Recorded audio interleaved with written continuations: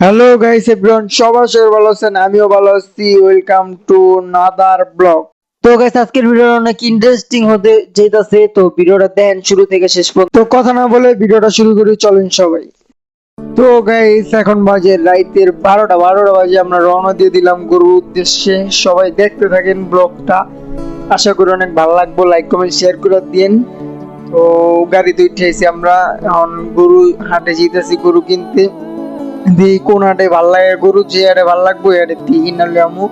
তখন জিঞ্জিরা হাটের সামনে দিয়ে যেতেছি, গরুটি দেখতে অনেক ভালো লাগতেছে, কিন্তু এই হাটেতে আমরা গরু কিনবো না। তো আমরা আরো সুন্দর বড় হাটে যাবো গরু কিনতে। তো এই হাটটা ভালো লাগতেছে না, অনেক যাবো আমরা। এই যে আইসা বললাম কদমতলি। তো কদমতলি গাড়ির থেকে নাইমা এখন আমরা কি করবো ভাবতেছি। তো সবাই মিলে ডিসাইড করলাম যে আরামবাগ যাবো, দয়াগঞ্জের দিকে। তো আরামবাগ যেতেছি, সবাই চলেন। তো গাইস, আমরা ব্রিজের উপরে দিয়ে আইসা বললাম 9 বাজার। রিস্কা উঠা বললাম, রিস্কা উঠা আবার চাইতেছি আরামবাগ, ডাইরেক্ট আরামবাগ হাটে দেখা হবে, চলুন।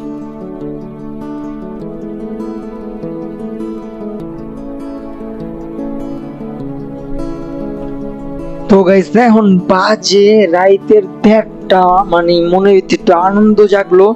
তো গরুর হাটে আমরা ঢুকে গেলাম অলরেডি। তো গরু দেখলে মজা লাগে, যে ছোট কালে গরু দেখা কত দামাদামি করতাম, জিগাইতাম, দাম করতো। এখন হাটে ঢুকা মনটা ফিরে গেল। তো গাইস চলেন গরু দেখা যাক, শুরু করি। তো গাইস, এই হাটের গরুগুলা ভালো লাগতেছে না, তো এই হাটের থেকে বাইরে যা আমরা যাবো এখন কমলাপুর হাটে। তো গাইস, কমলাপুর হাটে আইসা বললাম। তো কমলাপুর হাটের গরুগুলো অনেক ভালো আর অনেক স্বাস্থ্য আছে গরুর, বুঝছেন গাইস। আর 2টা হাট অলরেডি পার হয়ে পড়ছি। তো এখন বাজে রাইতে 2টা বাজে গেছে, মানে গরু কিনা হয়নি, দামাদামি চলতেছে। তো গাইস, আমরা কমলাপুর হাট থেকেও বাইরে গেলাম। তো গরু ভালো লাগতেছে না, দামে বলতেছে না, তার জন্য কমলাপুর হাট থেকে বাইরে হাঁটতেছি। তো এখন আমরা আরেকটা হাটে চলে গেলাম। আরেকটা হাটে আইসা আমার একটা ফ্যান পেলাম, দেখেন কি বলে। তো গাইস, ওর কথাটা একটু আপনারা একটু মন দিয়ে শোনানো কি আমাদের মাঝে একটা গরু দৌড়ান দিতে গাইস, দেখেন ইনশাআল্লাহ দৌড় দেগা গরু উদ্দে দৌড়ান দিতেছে, মানুষের চিল্লাচিল্লি। তো গাইস, একটা বিশাল গরু দেখলাম, গরুটার দাম হচ্ছে 12। তো একটা জিনিস অনেক ভালো লাগছে, মানে হাটের ভিতরে এটিএম কার্ডের সিস্টেম করে দিছে। ও আরো কত কিছু যে দেখুন। তো গাইস, 4টাতে শুরু হয়েছে, ভোর 6টা বন্ধ, বৃষ্টি আর তুফান, মানে কি করবো গাইস, মানে পুরো ভিজা গেছি গা, অবস্থা পুরা কাহিনী। সারা রাত ঘোরার পরে সকাল 7টা বাজে আমরা গরু পাইলাম।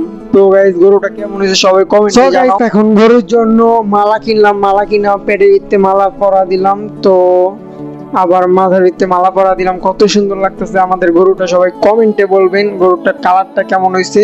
তো গরুটা কেমন হয়েছে, 2 লাখ টাকায় গরুটা এখন হাসিল করতে আসলাম।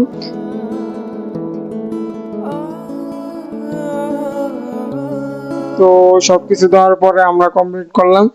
তো এখন গরুটা নিয়ে হাঁটতেছি। ও কি অ্যামেজিং, মানে কি সুন্দর যে লাগতেছে, মানে ভালোই লাগতেছে। মানে গরুটা নিয়ে হাঁটতে মানুষ দাম জিজ্ঞেস। ও মানে রাইতে 12টা বাজে আইসা এখন সকাল 8টা বাজে আছে। এখন আমরা গরু নিয়ে যেতে পারি।